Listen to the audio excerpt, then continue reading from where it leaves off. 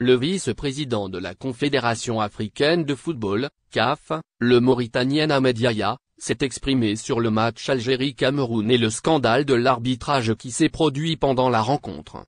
Dans une interview avec le site Win-Win, le deuxième homme de la CAF a confirmé que rejouer le match entre l'équipe d'Algérie et le Cameroun n'est pas impossible, mais c'est peu probable. Ce n'est pas impossible de rejouer le match entre l'Algérie et le Cameroun, mais c'est peu probable pour moi. Parlant de l'arbitre du match, Bakary Gassama, le président de la Fédération mauritanienne de football a estimé qu'il aurait pu se tromper et que n'importe quel arbitre pouvait se tromper. Le football a des gagnants et des perdants et parfois n'importe quel arbitre peut faire des erreurs. Ahmed Yahya a demandé aux équipes qui disent avoir été lésées de présenter des arguments à la FIFA. J'espère un avenir prometteur pour ces équipes, et si elles ont des arguments, elles pourront les présenter aux instances compétentes au niveau de la fédération internationale, et nous à la Confédération africaine de football ne sommes pas les décideurs concernant les éliminatoires de la Coupe du Monde. Le commentateur sportif, Hafid Deradji, prend la défense du sélectionneur de l'équipe d'Algérie, Djamel Belmadi, pris pour cible par les consultants d'El Daf TV. On vous relate tous les détails de cette actualité, dans cet article du 5 avril 2022.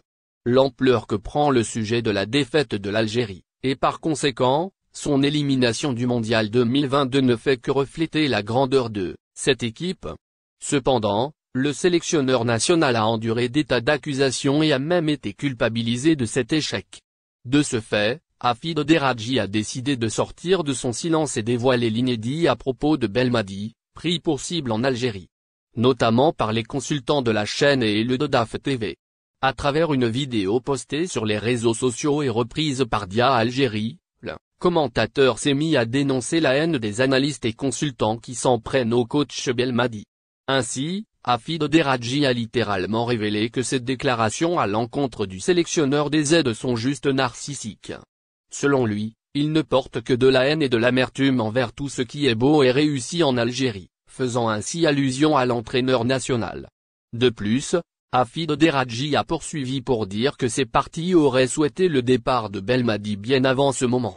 Et ce, pour la simple raison que ce brave homme n'est autre qu'un symbole de réussite qui a honoré l'équipe d'Algérie de manière irréversible.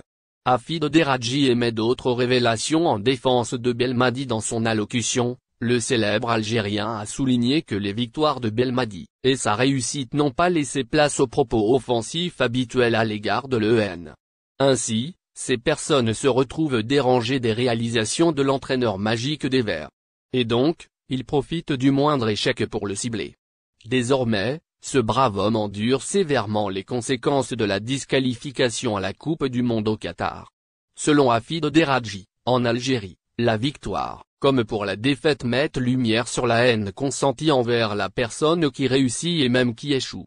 Ces consultants tentent donc de salir l'image de coach qui n'a connu qu'un bout d'échec, seulement en ces derniers temps. En dernier, le commentateur a signalé que tout cet acharnement résulte du fait que les Fennecs ont manqué les dernières secondes de jeu. Ainsi, Deradji s'est demandé ce qu'auraient évoqué ces gens-là si les hommes de Belmadi avaient fini le match en